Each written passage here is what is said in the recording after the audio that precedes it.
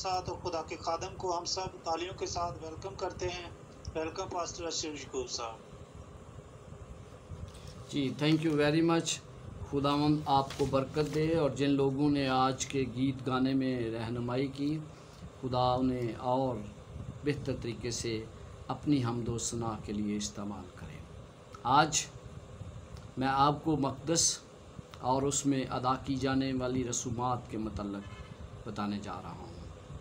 پہلے تو ہم سے سیکھیں گے کہ مقدس کتنے بنائے گئے تھے اور کیوں بنائے گئے تھے۔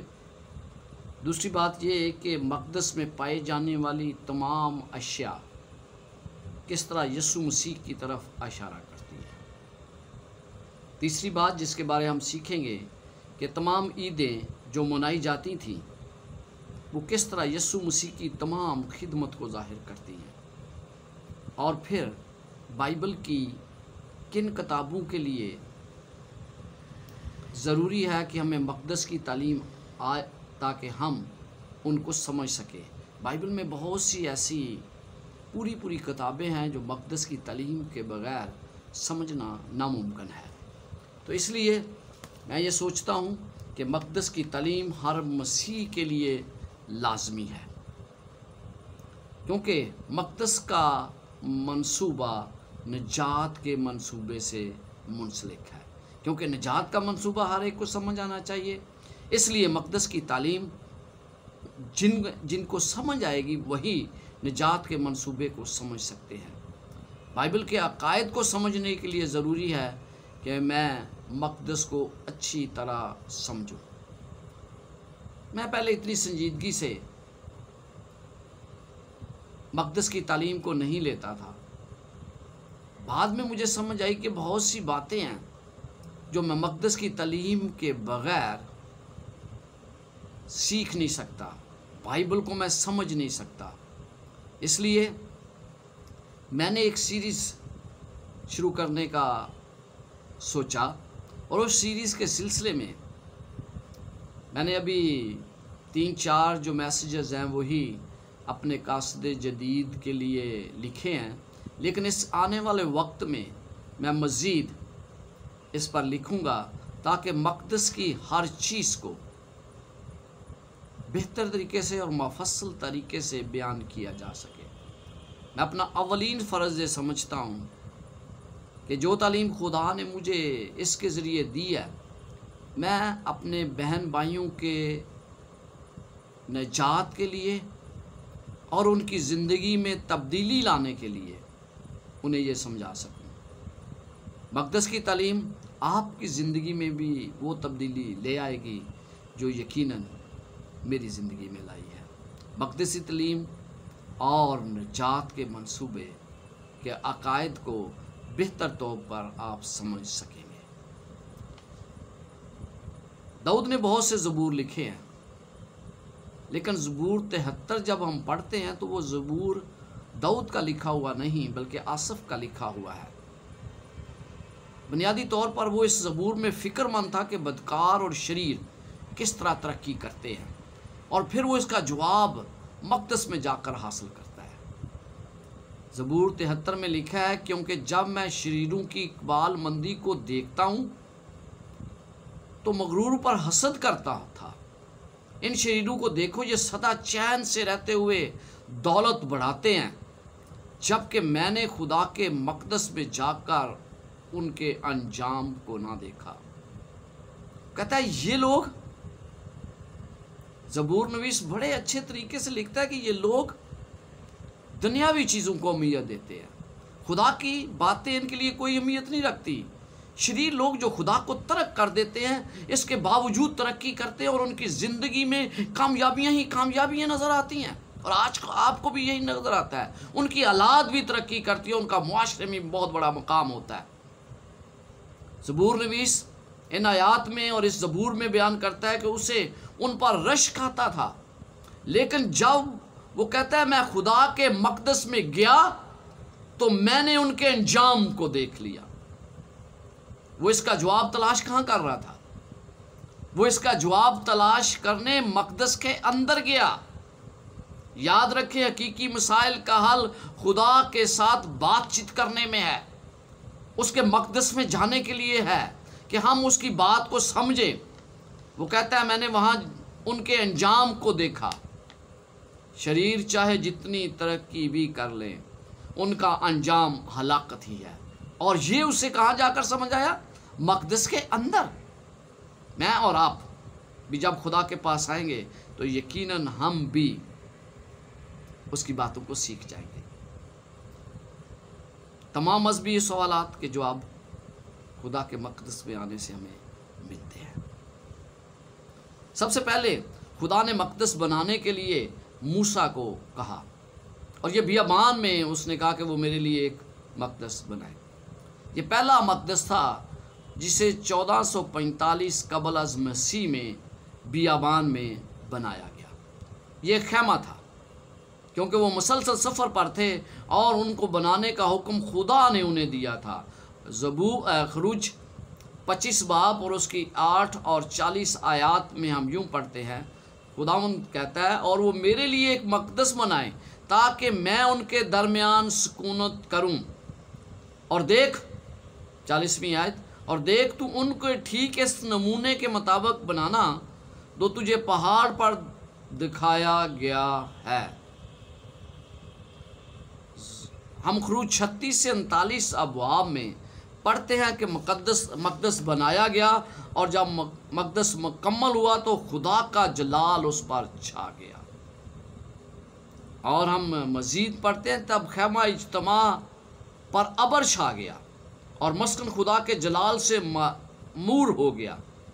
اسرائیل اور ہم یہ جانتے ہیں کہ خدا ہاتھ کے بنائے ہوئے گھروں میں سکونت نہیں کرتا۔ بار بار خدا نے یہ بتایا کہ میں ہاتھ کے بنائے ہوئے گھروں میں سکونت نہیں کرتا۔ پھر مقدس بنانے کی کیا ضرورت تھی؟ مقدس سچے خدا کی پرستش کی طرف لوگوں کو قائل کرتا ہے اور بت پرستی سے لوگوں کو دور لے جاتا ہے۔ آپ جانتے ہوں گے کہ مقدس کا دروازہ مشرق کی طرف تھا۔ جو لوگ خدا کی پرستش کرتے تھے انہیں سورج کی طرف پیٹ کر کے خدا کی عبادت کرنی تھی، کیونکہ اس وقت زیادہ تر لوگ سورج کے پجاری تھے، اور خدا کسی بھی صورت میں یہ نہیں چاہتا تھا کہ اس کے ماننے والے سورج کی طرف منہ کر کے دعا بھی کریں۔ انہیں بت پرستی نہیں بلکہ سچے خدا کی پرستش کرنا تھا۔ یہاں ہم دیکھتے ہیں کہ خدا کا جلال اس مقدس میں ظاہر ہوا، خدا کا ابر اس پر چھا گیا۔ اس کے بعد بیابان کی مقدس کے بعد ہم دیکھتے ہیں کہ جب ملک کنعان میں اسرائیل چلے گئے تو خدا نے انہیں پھر مقدس بنانے کی اجازت دی، یعنی کہ ہیکل بنانے کی اجازت دی۔ کئی سالوں تک ان کے ملک میں کوئی بھی ہیکل موجود نہیں تھی، اور داؤد نے اس بات کو محسوس کیا کہ اسے خدا کے لیے ایک مقدس بنانے کی ضرورت ہے۔ سلیمان نے جسے خدا نے چنا اس نے اس مقدس کی تعمیر کی جو 960 قبل از مسیح میں تعمیر ہوئی۔ دوسرا تواریخ کے پہلے 6 ابواب میں ہم سلیمان کے بادشاہ بننے کے بعد ہیکل کی تعمیر اس نے شروع کی اور اسے مکمل کیا۔ دوسرا تواریخ 7 باب اور اس کی پہلی آیت میں ہم پڑھتے ہیں کہ جب سلیمان دعا کر چکا تو آسمان سے آگ اتری اور سوختنی قربانی اور ذبیحوں کو بسم کر دیا، اور مسکن خداوند کے جلال سے معمور ہو گیا، اور کہن خداوند کے گھر میں داخل نہ ہو سکے، اس لیے کہ خدا کا گھر خدا کے جلال سے معمور تھا۔ یہ مستقل مقدس تھا۔ اسرائیل کی بت پرستی کی وجہ سے وہ وقت بھی آیا جب نبوکت نظر نے اس عظیم الشان مقدس کو 586 قبل از مسیح میں مکمل طور پر تباہ کر دیا۔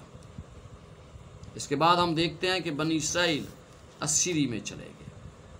70 سال کی اسیری کے اختتام پر یہودی واپس اپنے ملک میں آئے اور انہوں نے زربابل اور دوسرے رہنماؤں کے ساتھ مقدس کی دوبارہ تعمیر کا آغاز کیا۔ تعمیر کا آغاز 536 قبل از مسیح میں ہوا اور اس کی تکمیل 570 قبل از مسیح میں ہوئی، یعنی 20 سال انہیں اس مقدس کو بنانے میں لگے۔ لیکن پہلا مقدس اور پھر دوسرا مقدس جو سلیمان نے تعمیر کیا، اس پر خدا کی حضوری چھائی، خدا کا ابر چھایا۔ لیکن دلچسپ بات یہاں پر یہ ہے کہ یہ تیسرا مقدس جو بنایا گیا یہ خدا کے جلال سے محروم تھا۔ یہاں کوئی ابر نہیں چھایا، یہاں کوئی خدا کی حضوری کے نشان نہیں ملے۔ بہت سے لوگ جنہوں نے سلیمان کی ہیکل کو دیکھا تھا اس ہیکل کو دیکھ کر روئے، کیونکہ اس ہیکل کا موازنہ سلیمان کی ہیکل سے کسی طرح بھی نہیں کیا جا سکتا تھا۔ وہ جانتے تھے کہ یہ ہیکل سلیمان کی ہیکل کے مقام سے بہت کم تر ہے۔ زربابل اور اس کے رفقا کو خدا نے حوصلہ دیا اور پھر حجی نبی کی معرفت اسے یہ پیغام دیا گیا۔ حجی اس کا دوسرا باب اور اس کی 6 سے 8 آیات۔ کیونکہ رب الفواج فرماتا ہے کہ میں تھوڑی دیر میں ایک بار پھر آسمان و زمین اور بحر و بر کو ہلا دوں گا، میں سب قوموں کو ہلا دوں گا اور ان کو مرغوب چیزیں آئیں گی اور میں اس گھر کو جلال سے معمور کر دوں گا۔ چاندی میری ہے اور سونا میرا ہے، رب الفواج فرماتا ہے۔ اور پھر وہ کیا لکھتا ہے؟ اس پچھلے گھر کی رونق پہلے گھر کی رونق سے زیادہ ہوگی، رب الفواج فرماتا ہے، اور میں اس مکان میں سلامتی بخشوں گا، رب الفواج فرماتا ہے۔ یہاں پر خدا نے عہد کیا کہ اس ہیکل کی عظمت ان سے کہیں زیادہ ہوگی۔ شان و شوکت کے لحاظ سے سلیمان کی ہیکل بہترین ہیکل تھی، سونا چاندی اس میں مڑا ہوا تھا۔ شان و شوکت اس کی اتنی عظیم تھی کہ لوگ اس کو دیکھنے کے لیے دور دور سے آتے تھے۔ لیکن جو زربابل نے ہیکل بنائی اس کی شان و شوکت اتنی نہیں تھی۔ لیکن خدا نے کیا کہا کہ پچھلے گھر کی رونق پہلے گھر کی رونق سے زیادہ ہوگی، اور پھر وہ کہتا ہے کہ میں اس میں سلامتی بخشوں گا، رب الفواج فرماتا ہے۔ خدا یہ چاہتا تھا کہ اس ہیکل کا بھی اتنا ہی احترام اور قدر کریں جس کی بنا پر حجی نبی نے یہ پیشن گوئی کی کہ مستقبل میں ہیکل کا جلال سلیمان کی ہیکل سے بڑا ہوگا۔ یہودی آج تک اس پیشن گوئی کی تشریح نہیں کر سکے۔ کیوں؟ کیونکہ وہ حقیقت کو نہیں ماننا چاہتے۔ یہ پیشن گوئی بنیادی طور پر یسوع مسیح کے ذریعے پوری ہوئی۔ جب یسوع مسیح خود اس ہیکل میں چل کر آیا تو اس کی شان و شوکت سلیمان کی ہیکل اور بیابان میں بنائے جانے مقدس سے کہیں بڑھ کر تھی، اور یسوع مسیح کا جلال اس ہیکل میں آیا، اور یسوع مسیح خود چل کر اس ہیکل میں آئے۔ اسی لیے وہ کہتا ہے کہ اس پچھلے گھر کی رونق پہلے گھر کی رونق سے زیادہ ہوگی۔ اس ہیکل کو خداوند یسوع مسیح کی حضوری کی بدولت وہ عزت اور احترام اور شرف ملا جو پہلی ہیکل کو نہیں ملا تھا۔ یسوع مسیح ہیکل میں آیا، وہ امن لایا، کیونکہ وہ امن کا شہزادہ ہے۔ جس ہیکل میں یسوع مسیح آیا اسے ہیرودیس کی ہیکل بھی کہا جاتا ہے۔ ہیرودیس نے اس ہیکل کی تزئین و آسائش کی جس میں اسے 46 سال لگے، جس کی وجہ سے اس ہیکل کی دنیاوی طور پر شان و شوکت میں اضافہ ہوا۔ لیکن ہم جانتے ہیں کہ سلیمان کی پہلی اور زربابل کی بنائی جانے والی دوسری ہیکل کی بھی تباہی ہو گئی، اور یہ 70 عیسوی میں ہوئی۔ خدا نے اس ہیکل کو کس طرح اپنے لوگوں کو بنانے کے لیے کہا؟ خداوند نے موسیٰ سے کہا کہ تو اس ہیکل کو تعمیر کر۔ موسیٰ کے بنائے ہوئے مقدس پہلی ہیکل اور دوسری ہیکل کا مطلب کیا ہے؟ وجہ کیا ہے؟ کیا وہ ان میں رہنا چاہتا تھا خدا؟ کیونکہ خدا ہاتھ کے بنائے ہوئے مقدس میں نہیں رہتا۔ پھر اس کا مقصد کیا تھا ان مقدسوں کو بنانے کا؟ ہمیں یہ کبھی فراموش نہیں کرنا چاہیے کہ زمینی مقدس آسمانی مقدس کا نمونہ تھی۔ یہ علامتی ہیکلیں تھیں۔ خدا چاہتا تھا کہ بنی اسرائیل قوم زمینی ہیکل کو دیکھ کر آسمانی ہیکل کو یاد کرے۔ بائبل مقدس میں ان کی وضاحت یوں کی گئی ہے۔ بائبل مقدس میں بڑا واضح طور پر عبرانیوں 8 باب اور اس کی 1 سے 5 آیات میں واضح لکھا ہے کہ اس کا مقصد کیا تھا۔ آسمان پر مقدس بنایا گیا، اس کا نمونہ خدا نے موسیٰ کو دیا کہ وہ زمین پر اس کا ایک مقدس بنائے۔ بائبل مقدس میں لکھا ہے۔ اب جو باتیں ہم کہہ رہے ہیں ان میں سے بڑی بات یہ ہے کہ ہمارا ایسا سردار کاہن ہے جو آسمانوں میں کبریہ کے تخت کی دائنی طرف جا بیٹھا اور مقدس اور حقیقی خیمہ کا خادم ہے جسے خداوند نے کھڑا کیا ہے، نہ کہ انسان نے۔ اور چونکہ ہر سردار کاہن نظریں اور قربانیاں گزراننے کے واسطے مقرر ہوتا ہے، اس لیے ضروری ہوا کہ اس کے پاس بھی گزراننے کو کچھ ہو، اور اگر وہ زمین پر ہوتا تو ہرگز کاہن نہ ہوتا۔ اس لیے شریعت کے موافق نظر گزارنے والے موجود ہیں جو آسمانی چیزوں کی نقل اور عکس کی خدمت کرتے ہیں۔ چنانچہ جب موسیٰ خیمہ بنانے کو تھا تو اسے یہ ہدایت ہوئی کہ دیکھ، جو نمونہ تجھے پہاڑ پر دکھایا گیا ہے اس کے مطابق سب چیزیں بنانا۔ اس میں آپ کیا دیکھتے ہیں؟ اس حوالے میں چند باتیں ہیں۔ پہلے یہ کہ یہاں پر جو آسمانی مقدس ہے وہاں پر لکھا کہ یسوع مسیح ہمارا سردار کاہن ہے، اور یسوع مسیح کے خدمت کو سمجھنے کے لیے ہمارے لیے ضروری ہے کہ ہم اس زمین پر سردار کاہن کی خدمت کو اچھی طرح سمجھیں، کیونکہ یسوع مسیح ہمارا سردار کاہن غیر معمولی سردار کاہن تھا۔ اس کا تعلق ہارون کے گھرانے سے نہیں تھا۔ زمین پر جو سردار کاہن خدمت کرتے تھے ان کا ہارون کے گھرانے سے ہونا ضروری تھا۔ ان کا نسب نامہ اچھی طرح چیک کیا جاتا تھا کہ آیا ان کا تعلق ہارون کے گھرانے سے ہے یا نہیں ہے۔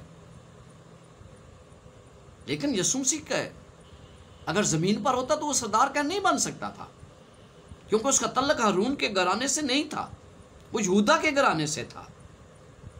اور اگر یسوع زمین پر ہوتا تو اس خدمت کرنے کا موقع بھی نہیں مل سکتا تھا، کیونکہ وہ لاوی کے قبیلے سے نہیں جو خدمت پر مامور تھے، بلکہ وہ یہودا کے قبیلے سے تھا، اور وہ ملک صدق کے طور پر کاہن تھا۔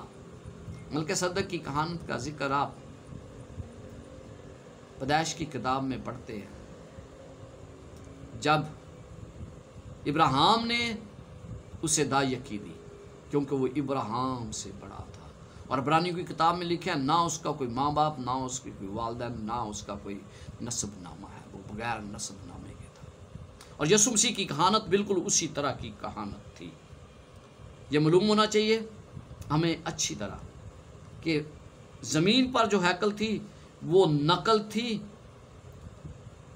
اور نقل جو ہے وہ اصل کا مقابلہ نہیں کر سکتی۔ اصل مقدس جو ہے وہ آسمان پر موجود تھا جس کی نقل اس زمین پر بنائی گئی، اور وہاں پر جو خدمت انجام دینے والا تھا وہ یسوع مسیح تھا، جس کے میرے اور آپ کے درمیان کوئی چیز حائل نہیں ہو سکتی۔ وہ بہتر عہدوں اور قربانی اس کی بہتر تھی، اس کا عہد بہتر تھا۔ کیوں اس کی قربانی بہتر تھی؟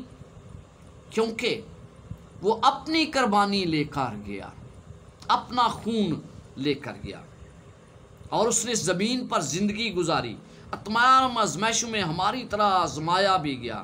اس نے سب کچھ تمام اعلیٰ اختیار رکھتے ہوئے بھی انہیں استعمال نہ کیا، اور ہمارے زمینی کاہن کی نسبت بہتر انداز میں ہماری نمائندگی کر سکتا ہے۔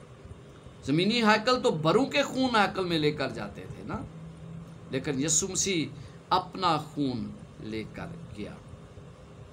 اس کے ساتھ ساتھ زمینی ہیکل یا زمینی جو اس میں خدمت کرنے والے کاہن تھے ان میں عیب پائے جاتے تھے، ان میں گناہ پائے جاتے تھے، لیکن یسوع مسیح جو ہمارا سردار کاہن بنا وہ بے عیب تھا۔ اور پھر لاویوں کی خدمت ایک محدود مدت کے لیے ہوتی تھی، وقت آنے پر وہ اس دنیا سے چلے جاتے تھے، ان کی خدمت کا خاتمہ ہو جاتا تھا، لیکن یسوع مسیح ابدی کہن ہے۔ ابدی کہن عارضی نہیں، زمینی کہن عارضی تھے، اور یہ سسٹم، زمینی سسٹم یسوع مسیح کی آمد تک جاری تھا، جب تک یسوع مسیح نہ آیا۔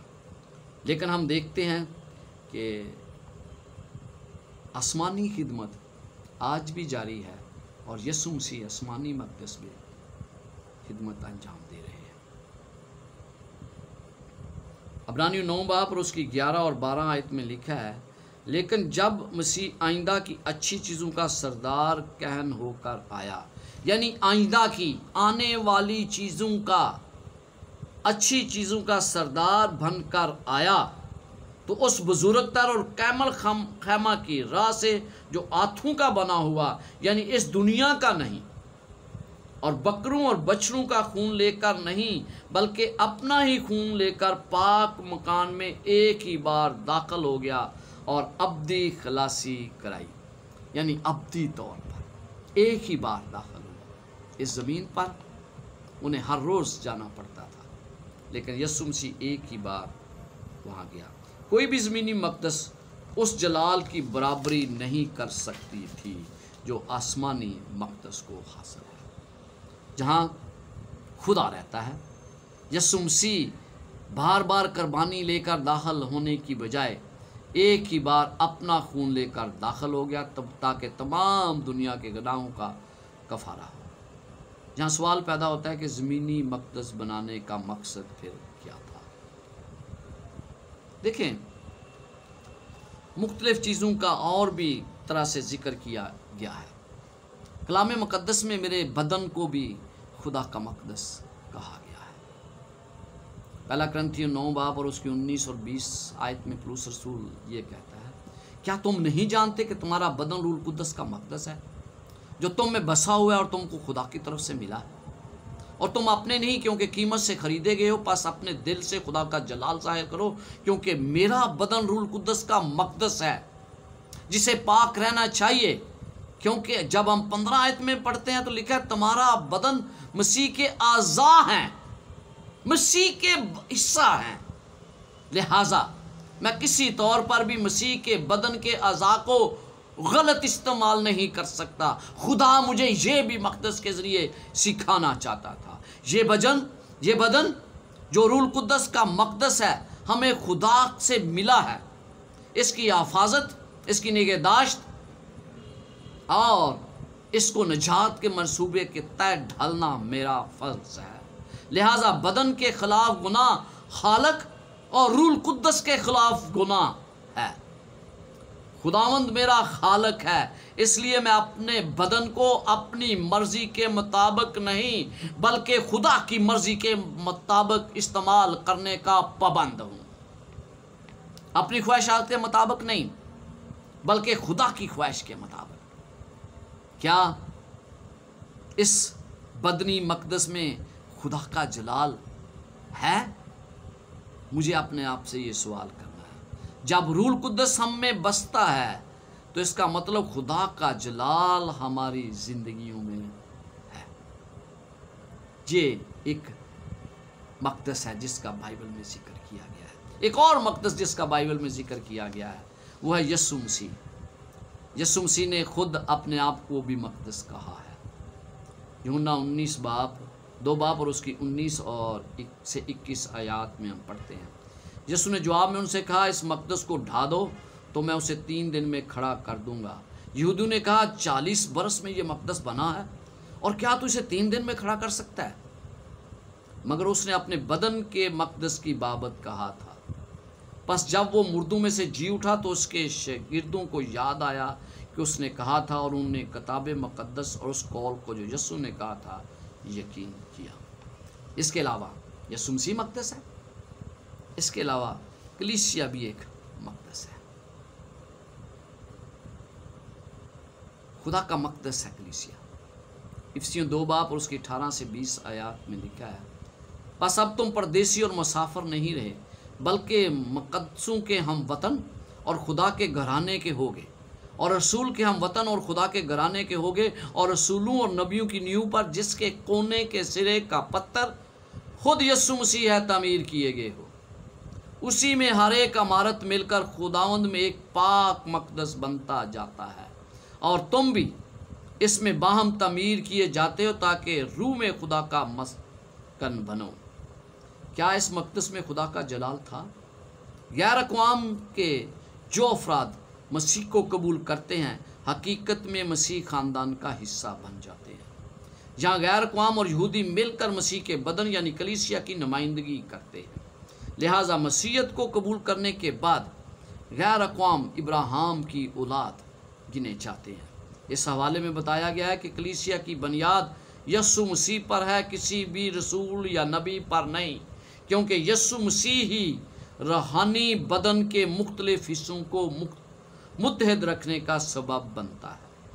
کلیسیا بے جان پتھروں کا ڈھیر نہیں ہے، بلکہ ہم پاک مقدس کا حصہ ہیں جس میں خداوند رہتا ہے۔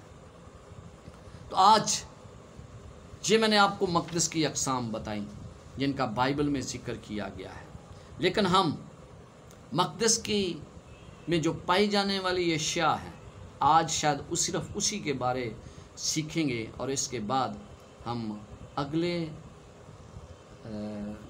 اگلی میٹنگ میں ہم دوسری مزید باتوں کے بارے میں سیکھیں گے۔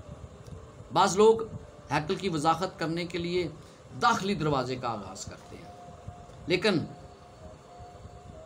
مجھے پتہ چلتا ہے کہ اسرائیل کا کیمپ ہیکل کے گرد ہوتا تھا، جس کی بنا پر میں کیمپ کو ہیکل ہی کا حصہ سمجھتا ہوں، کیونکہ کسی کو بھی ہیکل میں جانے کے لیے سب سے پہلے کیمپ میں سے گزرنا پڑتا تھا۔ مقدس میں داخل ہونے کے لیے ایک ہی راستہ تھا جس کا رخ مشرق کی طرف تھا، جیسے میں نے آپ کو بتایا۔ اسرائیل کے ارد گرد بسنے والی اقوام سورج کی پرستش کرتی تھیں۔ خدا نہیں چاہتا تھا کہ دوسری اقوام کو کسی طرح کا جواز ملے کہ اس کے چنیدہ لوگ سورج کی پرستش کرتے ہیں۔ مقدس کا داخلی دروازہ مشرق کی طرف ہونے کا مقصد خدا کے پیروکاروں کی پیٹھ سورج کی طرف ہو، یعنی سورج کی پرستش یا بت کی پرستش خدا کو کسی طرح منظور نہیں تھی۔ مقدس میں سب سے پہلے اسرائیلیوں کا کیمپ آتا ہے، جہاں گناہ گار لوگ رہتے تھے۔ انہی لوگوں کے لیے مقدس بنایا گیا تھا تاکہ وہ گناہ کا اقرار کریں۔ کیمپ بہت اہم تھا کیونکہ کیمپ ہی وہ جگہ تھی جہاں گناہ گار رہتے تھے۔ ہیکل کے چاروں طرف 3 قبیلے خیمہ زن تھے، اور جب ہم دیکھتے ہیں تو ہمیں پتہ چلتا ہے کہ یہ صحن جب گناہ گار لوگوں سے بھرا تھا، نہیں کیمپ، تو سب سے پہلے یسوع مسیح کہاں آیا؟ یسوع مسیح اسی کیمپ میں آیا، اسی گناہ گار لوگوں میں آیا۔ یوحنا 1:14 میں کیا لکھا ہے؟ اور کلام مجسم ہوا اور فضل اور سچائی سے ممور ہو کر ہمارے درمیان رہا، اور ہم نے اس کا ایسا جلال دیکھا جیسا باپ کے اکلوتے کا جلال۔ یہاں یسوع مسیح کا ہمارے درمیان رہنے کا مطلب اپنا خیمہ انسانوں کے درمیان لگانا ہے۔ وہ ہمارے جیسا بنا تاکہ باپ کی محبت کو بہتر طور پر ہم پر آشکارا کر سکے، جو کچھ ہمارے ساتھ ہوتا ہے اس کا تجربہ کر سکے، اور ہمارے لیے ایک مسائل کام ہو تاکہ ہمیں آزمائشوں سے بچا سکے، اور ہمارے عوض آزارسانیاں اٹھا کر ہمیں باپ کے سامنے کامل طور پر پیش کر سکے۔ امانویل یعنی خدا ہمارے ساتھ، گناہگار لوگوں کے ساتھ۔ اس سے پہلے کہ وہ مذبح پر قربان ہو، اسے کامل زندگی گزارنا ضروری تھی۔ اگر وہ کامل زندگی نہ گزارتا تو اس کی قربانی ہمارے گناہوں کا فدیہ نہیں ہو سکتی تھی، کیونکہ فدیہ کے لیے بے عیب برے کی قربانی ضروری تھی۔ لہٰذا یسوع مسیح کی زمینی خدمت کا پہلا قدم ناراست لوگوں کے درمیان کامل زندگی گزارنا تھا، اور یہ اسرائیل کے کیمپ کو علامتی طور پر یسوع مسیح کی وہ زندگی ظاہر کرتی ہے جو اس نے زمین پر گناہ گار لوگوں کے ساتھ گزاری۔ کیا اس نے ہمارے ساتھ کامل زندگی گزاری؟ یا اس نے ہمارے ساتھ کامل زندگی گزاری۔ عبرانیوں 4 اور اس کی 15 میں ہم پڑھتے ہیں، کیونکہ ہمارا سردار کائن نہیں جو ہماری کمزوریوں میں ہمارا ہم درد نہ ہو سکے، بلکہ وہ سب باتوں میں ہماری طرح آزمایا گیا تو بھی بے گناہ رہا۔ جب ہماری طرح آزمایا گیا تو وہ ہماری طرح کمزوریوں میں بہتر طور پر ہمارا ہم درد بن سکتا ہے۔ دوسری بات، پھر ہیکل کا صحن آتا ہے۔ کیمپ کے بعد ہیکل کا صحن آتا ہے۔ جیسے ہی آپ ہیکل کے دروازے سے جو مشرق میں تھا اندر داخل ہوتے ہیں تو سب سے پہلے آپ کو صحن میں مذبح نظر آتا ہے۔ اس کے بعد پیتل کا ہاؤس، یاد رکھیں سب سے پہلے لوگوں کا کیمپ آتا تھا، اس کے بعد صحن جس میں یہ مذبح جس پر لوگ قربانی کرتے تھے، اور اس کے بعد پیتل کا ہاؤس۔ یہ اس کی ترتیب تھی۔ ہم دیکھتے ہیں کہ یہ صحن تھا، یہ اس کی ترتیب تھی۔ اور صحن میں کیا ہوتا تھا؟ قربانی ہوتی تھی نا۔ تو یسوع مسیح نے اپنی زمینی زندگی کو جیسے اختتام پر پہنچا، وہ صحن میں داخل ہوا، اور صحن میں اس کی قربانی یہ اس کو ظاہر کرتی تھی کہ یسوع مسیح اپنی زمینی زندگی لوگوں کے درمیان گزارنے کے بعد وہ مقدس کے صحن میں داخل ہوا۔ قربانگاہ سے پہلے اس نے بے عیب زندگی گزاری تھی۔ ہم پہلے پطرس 1 باب اور اس کی 18 سے 20 آیت میں پڑھتے ہیں، کیونکہ ہم جانتے ہیں کہ تمہارا نکما چال چلن وہ باپ دادا سے چلا آتا ہے، اس سے تمہاری خلاصی فانی چیزوں یعنی سونے چاندی کے ذریعے سے نہیں ہوئی، بلکہ ایک بے عیب اور بے داغ برے یعنی مسیح کے بیش قیمت خون سے ہوئی ہے۔ یہاں پر قیمتی دھاتوں کا ذکر کیا گیا ہے۔ ان کا ہماری نجات میں کوئی حصہ نہیں ہو سکتا۔ اگرچہ زمینی نوکر سونے اور چاندی کے عوض خریدے جاتے تھے، لیکن انسان کی قیمت اس سے زیادہ قیمتی یعنی یسوع مسیح کے خون کے ذریعے ہوئی۔ ہیکل میں اگلا حصہ پاک مقام تھا۔ تو یہ دو حصے تھے۔ پھر آتا ہے پاک مقام، اور ہم دیکھتے ہیں کہ جب پاک مقام جیسے ہی صحن کے بعد پاک مقام آتا ہے، اس میں ایک شمعدان تھا، 7 چراغ دان تھے۔ اگر آپ جیسے ہی داخل ہوتے ہیں تو آپ کو شمعدان آتا ہے جس میں 7 چراغ تھے جو ہر وقت مقدس میں روشنی دینے کے لیے روشن رہتے تھے۔ اس کے بعد پاک مقام میں شمال کی جانب نظر کی روٹیاں تھیں، جنوب کی جانب شمعدان تھا، اور جس پر 6 کی قطار میں 12 نظر کی روٹیاں پڑی رکھی جاتی تھیں۔ اس مقامات پر رسومات کو ادا کرنے کے لیے داخل ہونے کی اجازت صرف کہنوں کو تھی۔ اس کے بعد پاک ترین مقام میں داخل ہونے سے پہلے بخور دان تھا، جس میں ہر وقت بخور جلتا رہتا تھا، اور پھر اس کے بعد ہم دیکھتے ہیں کہ یہ پاک مکان تھا جس میں یہ لوگ داخل ہوتے تھے۔ اور ہم دیکھتے ہیں کہ یہ تمام باتیں جو ہیں یہ ہمیں بڑی اچھی طرح بیان کرتی ہیں کہ اس کا مقصد کیا تھا۔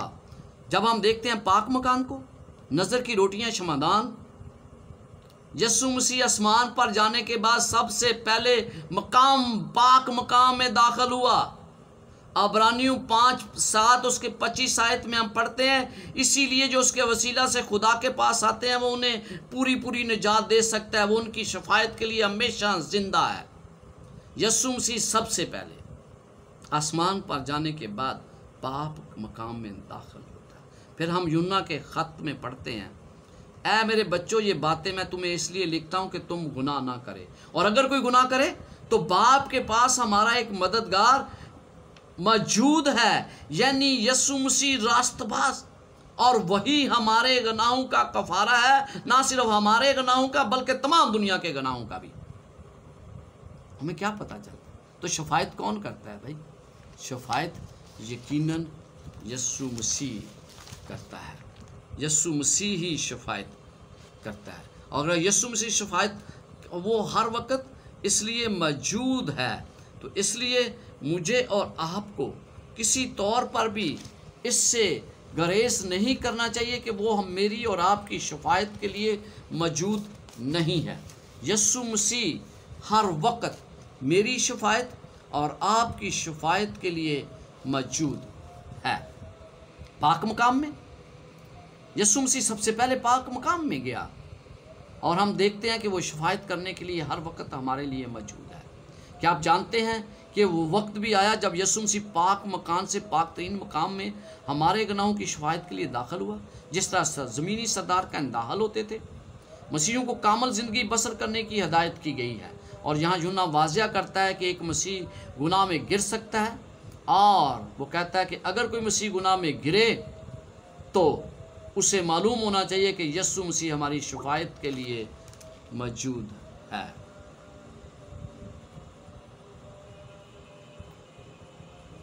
یسوع مسیح ہماری شفاعت کے لیے موجود ہے، اور اس کے لیے بعد ہم دیکھتے ہیں کہ پاک ترین مقام آتا ہے، اور پاک ترین مقام جو ہے ہم جانتے ہیں کہ وہ خدا کا تخت وہاں موجود تھا، اور خدا کے تخت کے سامنے ہر شخص کے کاموں کا بدلہ دیا جائے گا جو اس کے بدن کے وسیلہ سے کیے گئے ہیں، خواہ بھلے ہوں خواہ برے، خدا انہیں ہر وقت ان کا جواب دے گا۔